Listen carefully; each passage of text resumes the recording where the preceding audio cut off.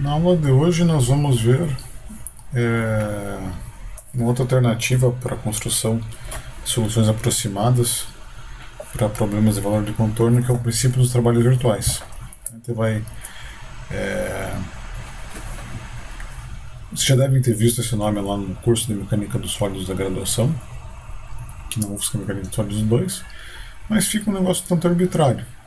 Arbitrário não, fica um tanto abstrato, porque a gente vai aplicar um carregamento imaginário e fazer equação de momento e de cortante de carregamentos imaginários para calcular deslocamentos reais e tal. Assim, quando eu lecionei essa matéria com aquela apresentação da graduação, para mim fica meio difícil de convencer alguém, tá? Aqui a gente vai ver como ela funciona, de verdade, e com a bagagem que a gente tem lá do cálculo variacional, a gente vai finalmente entender o que são esses caras, beleza?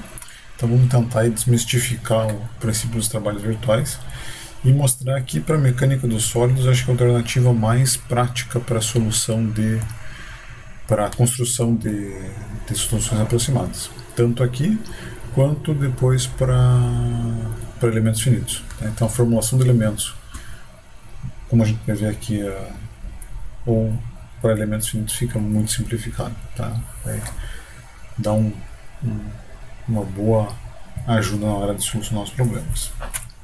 Beleza? Então, primeiro o que a gente vai fazer, vamos ver a notação matricial, tá? Então, para a gente trabalhar com essas coisas e elas ficarem úteis para a gente vai ter que colocar no computador depois, a gente vai lidar agora com uma notação matricial vetorial, tá? Então, é a mesma coisa que a gente estava fazendo, só que em vez de fazer termo a termo, a gente vai começar a fazer as coisas de uma vez só, com o auxílio de matrizes e vetores. Tá? Então, como é que funciona aí a notação matricial para a gente? Nosso objetivo é calcular, vamos, para variar um pouco, vamos pegar nossa barrinha como nosso problema padrão, né? O que a gente quer fazer é calcular a função U, que descreve o deslocamento horizontal da barra em qualquer ponto. Então, o que a gente vai fazer vai construir uma solução aproximada do barra. Tá? Então, como é que a gente fez na aula passada? Então, o barra vai ser o quê? Um polinômio. Então, eu estava escrevendo como um somatório. Na prática, o que a gente fazia? Chamava lá de C0 vezes 1 mais C1 vezes x mais C2. Opa, errei aqui. Tem que apagar tudo. Chamava lá de C0 mais C1x mais C2x ao quadrado e assim por diante. Tá? Então essa era a nossa solução aproximada. Aproximada porque a gente conhece o formato do polinômio, que são, por exemplo, um polinômio de segunda ordem, e tínhamos que calcular os coeficientes desse polinômio. Tá? Basicamente o que a gente vai fazer é escrever essa equação aqui num formato vetorial matricial. Tá? Então a gente vai ter um vetor com os polinômios de aproximação e um vetor com os coeficientes a serem aproximados. Beleza? Então basicamente o nosso problema se torna, a gente vai reescrever isso aqui em formato matricial. Beleza? Então notem, quando eu colocar aqui as letrinhas em negrito, sem itálico, quer dizer que elas são vetores. Beleza? E se for letra maiúscula, se for matrizes, vamos colocar letras maiúsculas. Tá? Isso é para facilitar a gente entender o que a gente está fazendo. Então, olha aqui, um C minúsculo, eu vejo um coeficiente, um escalar, no final das contas. Olha um C negrito, eu vejo um vetor. Tá? Então, aqui estão especificados agora nossos vetores. Então, aqui a gente vai partir para a notação matricial. Ela facilita bastante a nossa vida, principalmente na hora de implementar no computador. A gente vai acabar escrevendo lá bem menos coisas do que se fizesse tudo por extenso.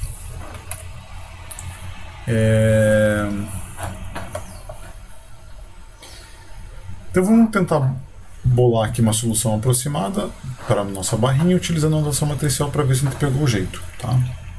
Então a gente tinha lá a primeira variação do funcional da barra 1D, aqui no caso é uma barrinha bem engastada, ou pelo menos uma barra sem gasto, sem aquele carregamento aqui no final.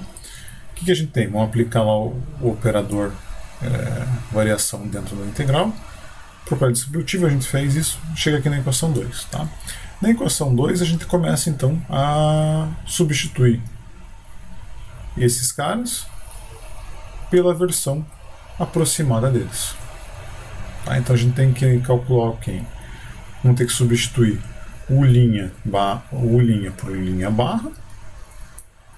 Ele vai ser o quê? O linha seria derivado em relação a x de u. Tá? Então, o linha seria derivado em relação a x do nosso u barra. Só que o nosso barra aqui, ele é dado por φ vezes c.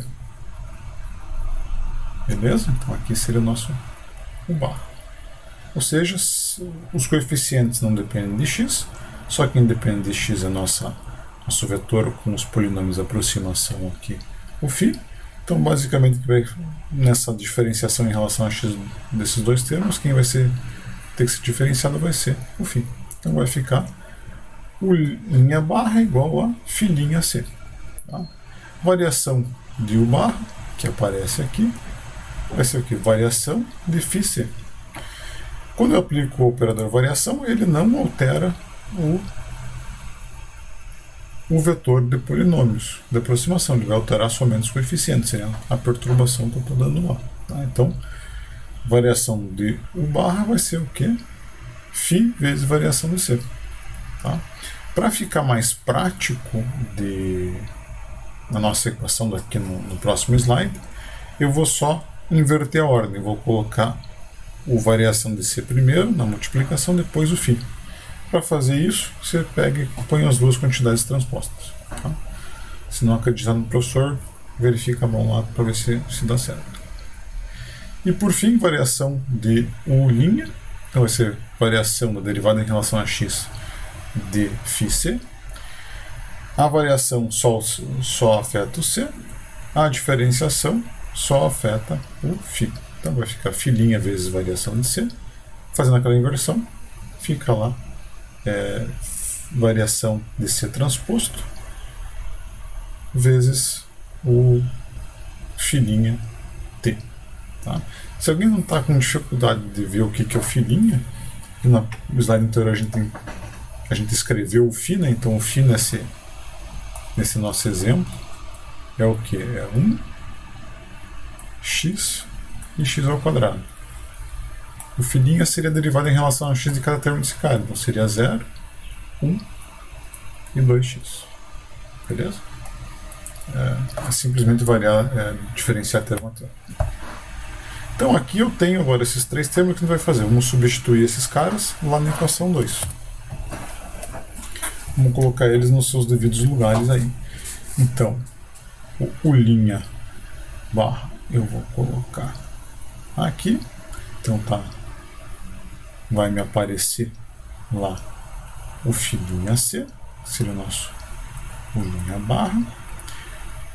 O variação de u' eu vou colocar aqui.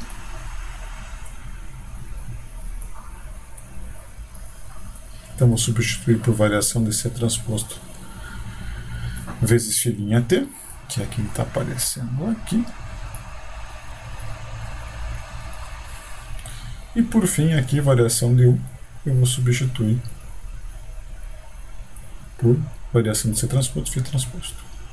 Variação de u barra. Beleza? Olhando para essa equação, a gente nota o quê? A gente nota que a variação de c transposto está aparecendo em todos os termos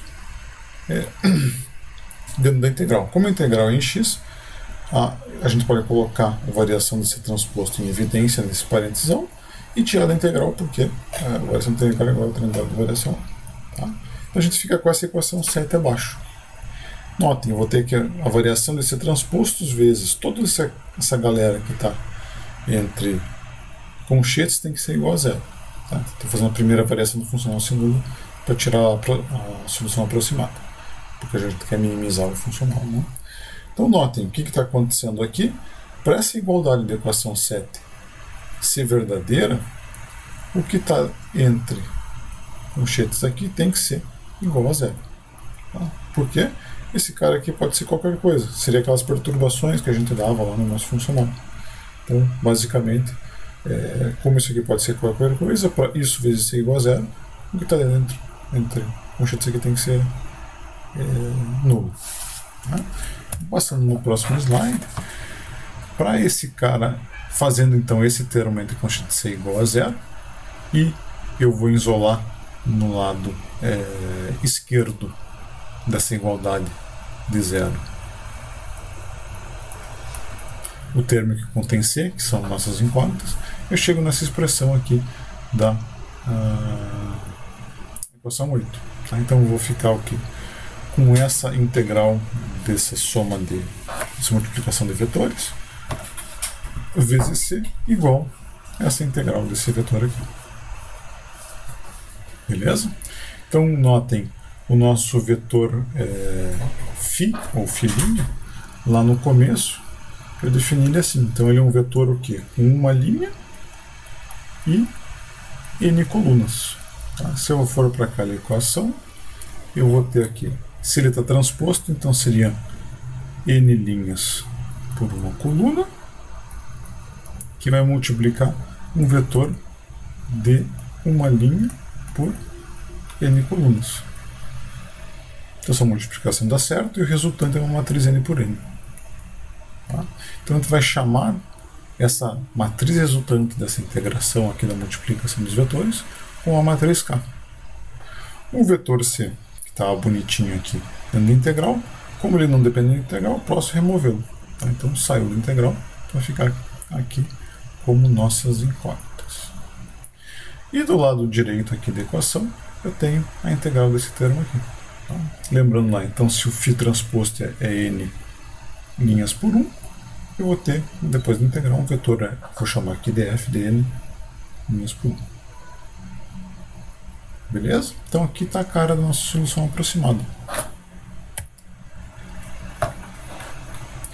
Esse cara a gente vai chamar de matriz K, esse cara de vetor F, e cada termo dessa matriz vai corresponder a um dos termos dessa multiplicação. Beleza? Então, basicamente, cada termo, o termo IJ da matriz K, é dado por essa integral, e o termo I do vetor F é dado por essa integral. Beleza? Então a gente conseguiu chegar de uma forma bem mais simples e rápida para o formato genérico lá das matrizes para a solução do que foi para a solução por Ritz. Vocês fizeram o trabalho lá, tinham que chegar até a aproximação de quarta ordem. Você colocar lá colocar os termos dentro lá do funcional, depois fazer a derivada de cada um em relação a C1, C2, C3, C4. Equacionar isso, imagino que tenha dado muito mais trabalho do que aqui 2, 3 slides com letras bem grandes. Beleza?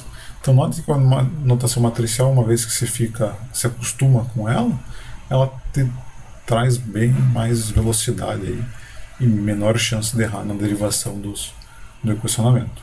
Beleza? Eu entendo que no começo olhar para matrizes e vetores e enxergar o todo não é direto assim. Então, o que seria legal vocês fazerem aqui, por exemplo, é ir abrindo essas contas depois, escrever o vetor aqui, sei lá, segunda ou terceira, aproximação de segunda ou terceira ordem, como vocês já fizeram com Ritz, e vendo se chegam na mesma resposta. Então, você começa a pegar o feeling dessas multiplicações que está acontecendo, então, e vai sedimentando a matéria. Antes de continuar, perguntinhas, dúvidas, pessoal?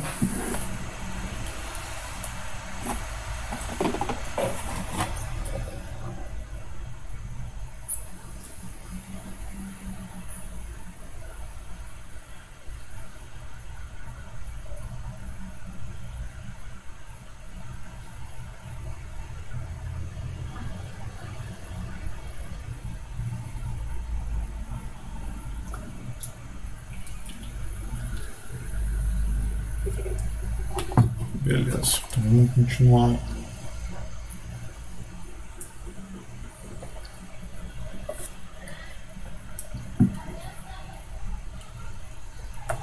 Tem algumas propriedades aqui que vocês vão reconhecer. Para quem cursou lá deslocamentos com análise versão matricial na graduação, é que essa matriz aqui é sempre simétrica, tá? E o sistema aqui é sempre linear, tá? Então vocês podem enxergar isso aqui no futuro como se fosse a matriz de rigidez do problema, que não vai ser isso, porque não está lidando diretamente especificamente com esses problemas. É aqui o vetor de forças que vocês tinham lá no meu deslocamento. Beleza? Então vai começar a convergir nos próximos passos com o que vocês já tinham visto. Beleza, então vamos partir para o princípio de trabalhos virtuais. Você vai usar a notação matricial dentro dele e ele vai simplificar ainda mais nossa formulação, tá? Porque ele vai evitar a gente ter que sair da equação 1 para chegar nessa equação 2 que nós fizemos nas outras aulas. Tá? Lembre, aqui a gente aplicava a integração por par, aplicar o operador variação aqui dentro, distribuir e tal, pode não ser tão trivial em alguns casos. Aqui nos princípios dos trabalhos virtuais ele vai nos dar praticamente o equacionamento pronto. Tá? Então vai ter que colocar a versão matricial dentro dele. Então vamos ver o que diz aí qual que é o enunciado aí do princípio dos trabalhos virtuais. Para qualquer deslocamento virtual admissível, variação de U, de uma configuração de equilíbrio, o incremento de energia de deformação é igual ao incremento do trabalho realizado pelas forças externas. Tá? Basicamente, na prática, o que acontece é que o princípio dos trabalhos virtuais vai ser a mesma coisa do que fazer a primeira variação do funcional se nulo. Tá? A gente vai equacionar no próximo slide que a gente chega exatamente na mesma resposta. O que ajuda a gente em relação à graduação que eu tinha comentado no início da aula é o seguinte: que a gente pode enxergar os deslocamentos virtuais como sendo perturbações da função que minimiza o funcional. Tá? A gente pode enxergar o tal dos deslocamentos virtuais lá como se fosse lá o lambda neto que a gente usou em cálculo variacional. A gente vai começar a construir uma coisa que fica matematicamente um pouco mais sólida, e daqui a 1 ou 2 aulas a gente vai fechar bem esse conteúdo para vocês enxergarem que o princípio dos trabalhos virtuais é basicamente a aplicação no cálculo variacional. Tá? Então, no enunciado do princípio dos trabalhos virtuais para elasticidade 3D, o caso mais geral possível, é esse que está sendo dado aqui na equação 12. Tá? Essa equação 12 vocês não estão familiares, a maioria pelo menos, com todos os termos. Do lado de cá, a gente tem bem a energia, uma versão daquela energia de deformação que nós tínhamos no cálculo variacional, um pouquinho diferente. A gente tem aqui sigma epsilon vezes, variação de epsilon transposto vezes o vetor de tensões. Desse lado de cá só vai provavelmente entender o que está acontecendo quem cursou mecânica dos sólidos e elasticidade, o curso aqui do PPGE, ou em qualquer outro programa. Tá? Então, basicamente, aqui desse lado aqui vão ser o trabalho realizado pelas forças externas devido a um deslocamento virtual. Então, para a nossa estrutura lá, basicamente a gente calcula o trabalho como a gente vinha fazendo em cálculo variacional, mas substitui o deslocamento por deslocamento virtual. Tá? Seria essa a ideia. Tá? Lá em mecânica dos sólidos, você vai aprender o que é força de corpo e o que é tração de superfície. Para a gente simplifica na hora de fazer resolver os problemas. Tá? Mas o que é legal dessa formulação? Notem que para a gente escrever ela, a gente só precisa das expressões de tensão e de formação do corpo. Tá?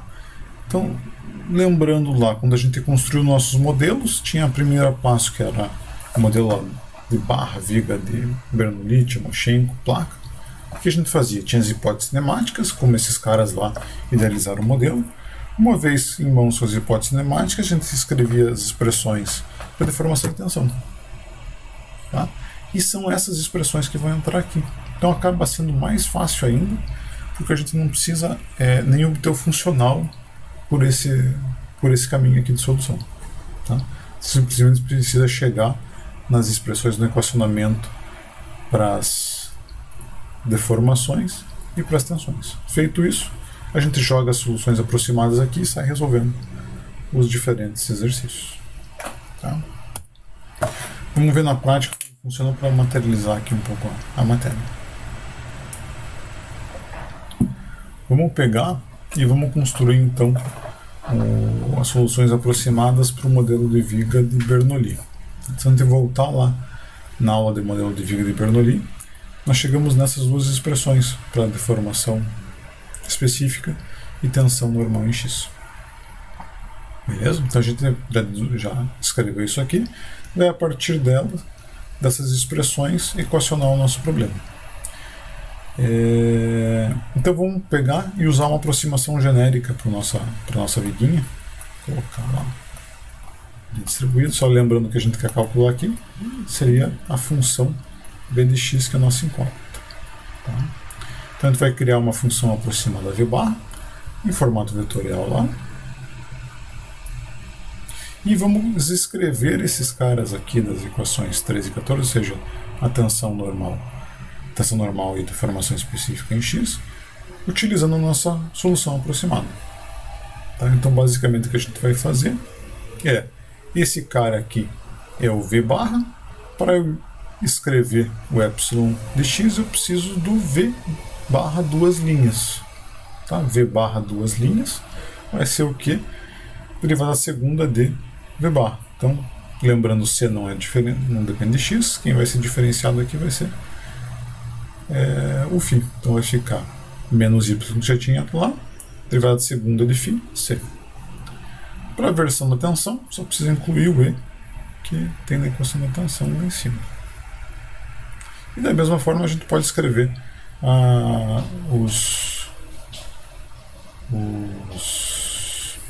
as variações dessas quantidades. Então, variação de v barra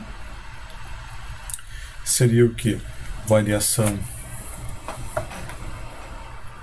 de φc, ou variação não afeta o c, o φ seria φ vezes variação de c.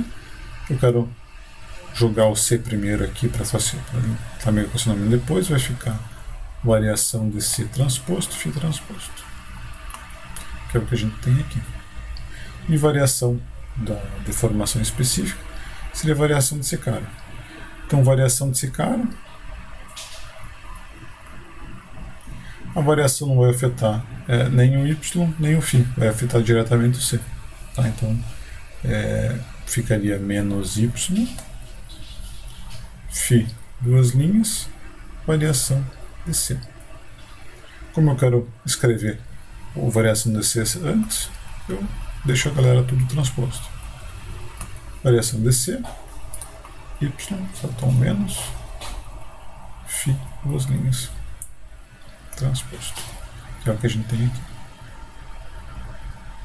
Beleza? Então o que a gente vai fazer? Vamos pegar a expressão para tensão, para deformação, variação de deformação específica, e vamos colocar aqui. Beleza? Então vamos para isso no próximo slide. Então, como eu comentei, essa aqui seria a expressão do princípio dos trabalhos virtuais, de forma genérica. Aqui, na parcela do trabalho realizado pelos deslocamentos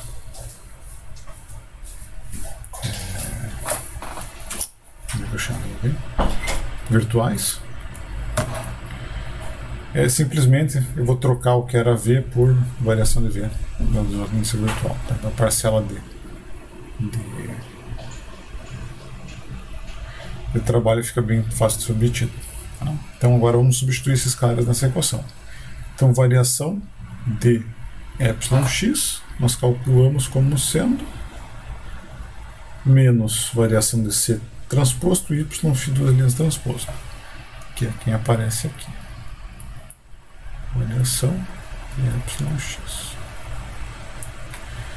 Tensão em x, nós já tínhamos lá desde do slide anterior. Então menos y, f duas linhas c, é quem está aparecendo aqui.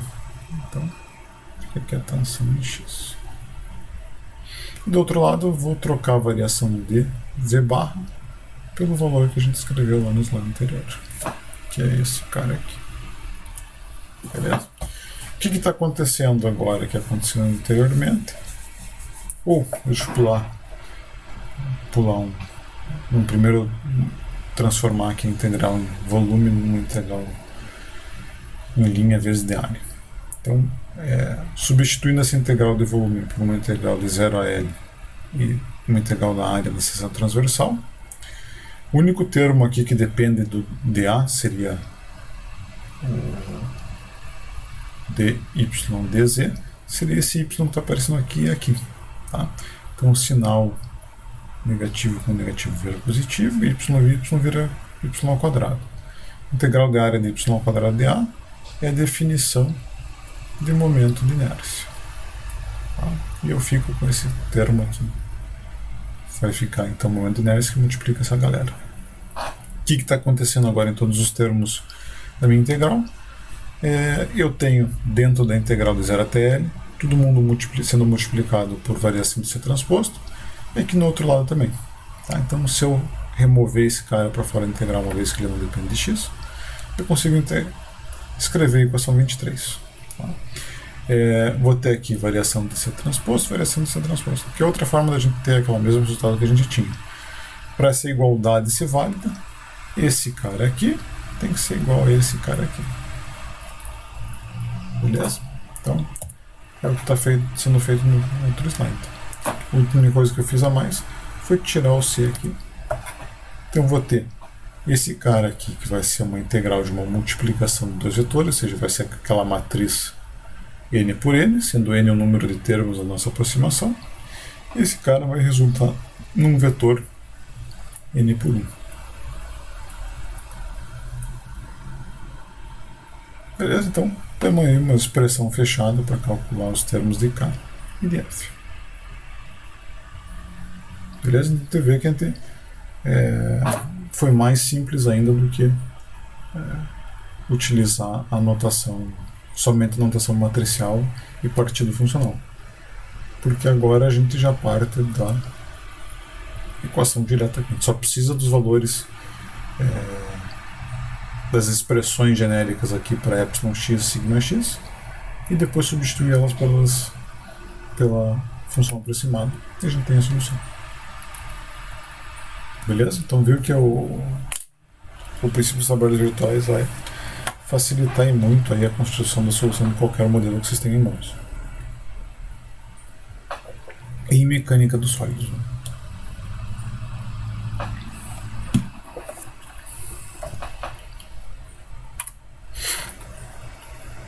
Então, o que nós vimos nessa aula até então? A notação matricial, ela simplifica bastante a manipulação do equacionamento, toda aquela manipulação algébrica que a gente precisa fazer. Fazer termo a termo, a chance de errar é bem grande. A gente vai ver agora na segunda parte da aula que ela vai simplificar um monte a implementação computacional, tá? Porque notem, com essas expressões genéricas que a gente tem para K e para F, simplesmente a gente vai fazer um for duplo, um for em I de 1 até N, dentro de um for em J de 1 até N, para calcular todos os termos de K. E vamos aqui no final, depois de fazer isso aqui, a gente pode também calcular. Aqui a gente calcula os termos K e J. E aqui a gente calcula os termos Fi dentro do for em I. Então vai ficar bem tranquilo de implementar isso aqui. De forma genérica, eu vou jogar aqui, mas com o passar do tempo nessa disciplina e nas outras, vamos verificar que vai ser, acho que o PTV é a ferramenta mais útil para a construção de soluções em mecânica dos sólidos. Então, começando por essa matéria, por elementos finitos, para análise não linear de estruturas, etc, etc. No final das contas, você não tem, sempre tem que fazer uma atualização do PTV em qualquer modelo que você for fazer. Tá?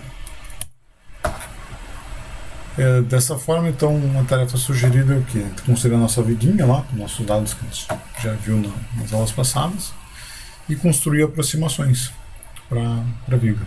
Tá? Então, a primeira aproximação seria um polinômio de segunda ordem, com essa cara aqui.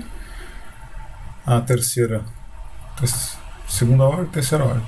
Tá? E comparar com a solução analítica. Quem quiser fazer também dá. Já é suficiente isso aí. Acho que já dá para escrever. Tá? Então, basicamente, vão gerar soluções, plotar junto com a solução analítica e comparar a energia potencial total e o momento máximo que ocorre da estrutura com cada modelo de aproximação desse. Tá? Então, a gente vê tanto que a energia vai diminuindo, como os deslocamentos vão convergindo para a solução exata, como o momento máximo que ocorre também vai convergindo para a solução exata. A gente fecha esse ciclo aí. Pessoal, perguntinhas, dúvidas do PTV?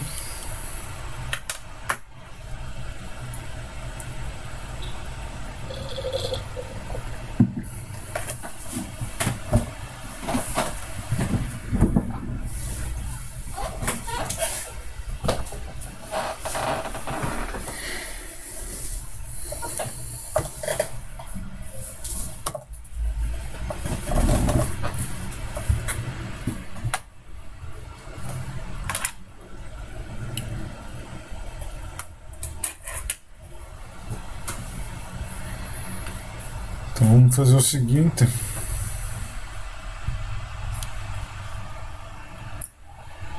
Vamos fazer um intervalo até as 3 horas.